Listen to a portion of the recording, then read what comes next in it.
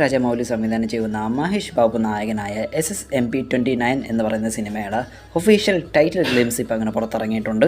വാരണാസി എന്നാണ് സിനിമയുടെ പേര്. സിനിമ IMAX ഫോർമാറ്റിൽ കൂടെയൊക്കെയാണ് റിലീസിനെത്താൻ പോകുന്നത്. സിനിമ നിന്ന് ആദ്യത്തെ ക്യാരക്ടർ പോസ്റ്റർ പുറത്തുവിട്ടിട്ടുണ്ടായിരുന്നു. പൃഥ്വിരാജിൻ്റെ ക്യാരക്ടർ നെയിം കുംഭ എന്നായിരുന്നു. അതിനുശേഷം പ്രിയങ്ക ചോപ്രയുടെ ക്യാരക്ടർ പോസ്റ്റർ പുറത്തുവിട്ടിട്ടുണ്ടായിരുന്നു. മന്ദാകിനി എന്നാണ് ക്യാരക്ടറിൻ്റെ പേര്. ഏറ്റവും അവസാനം നമ്മളെ മഹേഷ് ബാബുവിൻ്റെ ക്യാരക്ടർ നെയിമും പുറത്തുവിട്ടിട്ടുണ്ട്. രുദ്ര എന്നാണ് ക്യാരക്ടർ നെയിം.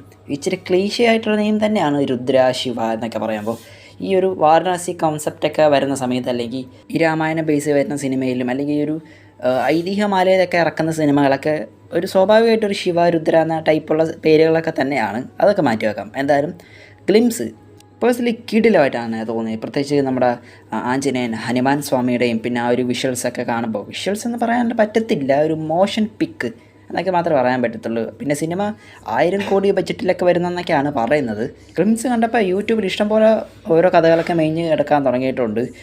സിനിമ ഒരു ട്രഷർ ഹണ്ട് സിനിമയാണെന്ന്, പിന്നെ സഞ്ജീവിന് കണ്ടെത്തുന്ന സിനിമയാണെന്നും, പിന്നെ ഇഷ്ടംപോലെ ഓരോ ക്യാരക്ടറൊക്കെ പുറത്ത് വരുന്നതൊക്കെ എന്തൊക്കെയോ യൂട്യൂബിൽ ഇങ്ങനെ ഓരോ ആൾക്കാർ പുറത്ത് വിടുന്നുണ്ട്. പിന്നെ ഗ്ലിംസൊക്കെ കിടിലം അഭിപ്രായമൊക്കെയാണ് വന്നുകൊണ്ടിരുന്നത്. സിനിമയുടെ ഭാഗത്തു നിന്ന് ഒരു സോങ് കൂടെ അവർ പുറത്ത് വിട്ടിട്ടുണ്ടായിരുന്നു. 2 ഹെഡ്സെറ്റും വെച്ച് കേട്ടിട്ട് ചെവി അടിച്ചു പോയി. ശ്രുതി ഹാസൻ പാടിയ ആ ഒരു ബാസ് കിടിലം. പേഴ്സണലി എനിക്ക് ശരിക്കും തന്നെ ഇഷ്ടപ്പെട്ട്.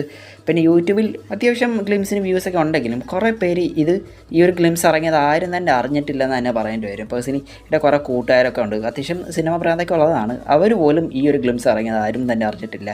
മിഡ് നൈറ്റാണ് ഗ്ലിംസ് ഇറങ്ങിയത്, അതുകൊണ്ടായിരിക്കും കുറച്ച് പേരും കൂടെ ഗ്ലിംസ് കാണാനുണ്ടെന്നാണ് പേഴ്സണലി എനിക്ക് തോന്നുന്നത്. പിന്നെ നിങ്ങളുടെ അഭിപ്രായം എന്താണ്? ജസ്റ്റ് അടി കമൻറ്റ് ബോക്സിൽ കമൻറ്റ് ചെയ്തേക്കുക.